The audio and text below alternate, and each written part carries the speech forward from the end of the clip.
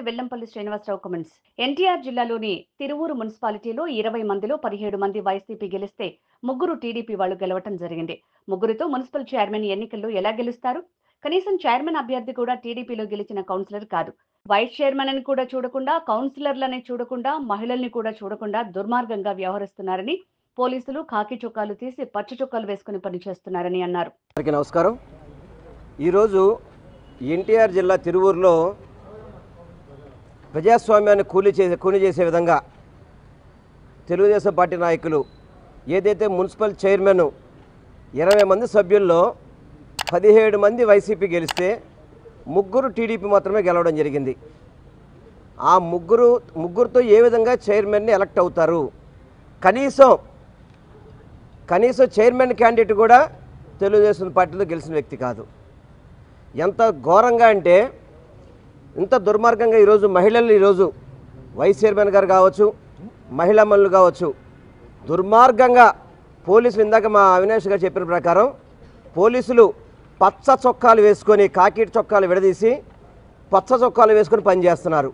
ఎందుకంటే ఈరోజు కౌన్సిల్కి మా కౌన్సిలర్ గారు నిర్మలా గారు వెళ్తే పోలీసులంతా కూడా ఆమెను చుట్టుముట్టి ఆ మెళ్ళ ఉన్న కండవాన్ని వైసీపీ కండవాన్ని తీసుకెళ్లి చెట్లలో మీద పడేసి డిఎస్పీ సంథింగ్ అతని పేరు ప్రసాద్ బాబు గారు అనుకుంటాను, ప్రసాదరావు ఆయన డైరెక్ట్గా ఆమెను బలవంతంగా అక్కడున్న మహిళా కానిస్టేబుల్ కావచ్చు ఇతరుల ద్వారా ఆమెని పక్కకి బలవంతంగా తీసుకెళ్ళిపోయి చాలా దుర్మార్గంగా నేను పోలీస్ కమిషనర్ గారిని ఒకటే ఇక్కడి నుంచి మీ ద్వారా కోరుకుంటున్నాను.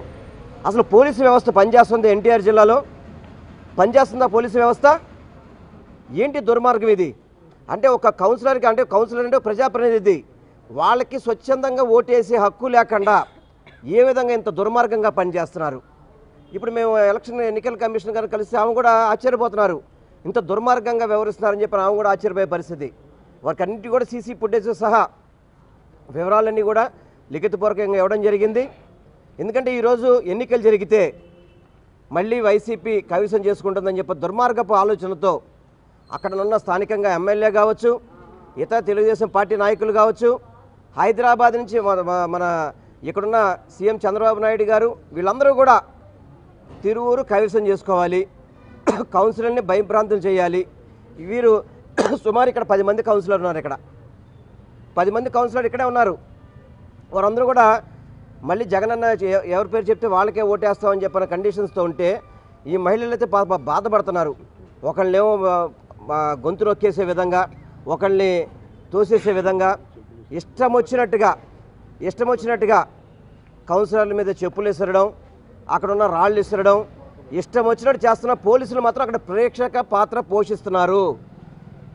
పోలీసులందరూ కూడా తెలుగుదేశం పార్టీ తొత్తుల్లాగా పనిచేయడం ఇది బాధాకరం.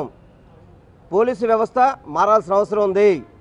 పోలీసు వ్యవస్థ ప్రొటెక్షన్ ఇవ్వాలి ఎవరికైనా కానీ, ఇచ్చి స్వచ్ఛందంగా వేయాల్సింది పోయి ఒక ప్రభుత్వానికి, ఒక ఎమ్మెల్యేలకి, ఒక ఎంపీకి అమ్ముడుపోవడం అంటే చాలా బాధాకరం. ఏదేమైనా కానీ మా కౌన్సిలర్లంతా కూడా ఇంత కష్టపడ్డా, ఎంత ఇబ్బందులు పడ్డా కానీ తిరువూరు కౌన్సిలర్లు 10 మంది, మళ్ళీ అదేవిధంగా తిరువూరులో ఉన్న ఇంకో కొంతమంది కౌన్సిలర్లు అంతా కూడా పార్టీకి నిలబడినందుకు ప్రత్యేకంగా వారందరికీ కూడా అభినందనలు తెలియపరుస్తున్నాను. ఎందుకంటే ఎంత కష్టపడినా వాళ్ళ మీద అనేక ఇబ్బందులు పెట్టారు, ఆర్థికంగా ప్రలోభాలు పెట్టారు, అనేక విధాలుగా వాళ్ళకి ప్రలోభాలు పెట్టినా కానీ మాకు జగన్మోహన్ రెడ్డి గారి నాయకత్వమే కావాలని చెప్పని ఈ నిలబడ్డ కౌన్సిలర్లందరికీ కూడా ప్రత్యేకంగా అభినందనలు తెలియపరచుకుంటూ, తప్పకుండా రేపు ప్రజాస్వామ్యం కాపాడాలి, బాగుపడాలంటే స్వచ్ఛందంగా ఎన్నికలకి పోలీసు వ్యవస్థ పనిచేయాలి తప్ప ఒక పార్టీకో ఒక ప్రభుత్వానికో తొత్తులుగా పనిచేయడం పద్ధతి కాదు. అందుకని మేము ఈరోజు ఎన్నికల కమిషన్ కలిసాము. తప్పకుండా వారు కూడా ప్రొటెక్షన్ ఇస్తారని మాట ఇచ్చారు. తప్పకుండా ప్రశాంత వాతావరణంలో రేపు ఎన్నికలు జరగాలి.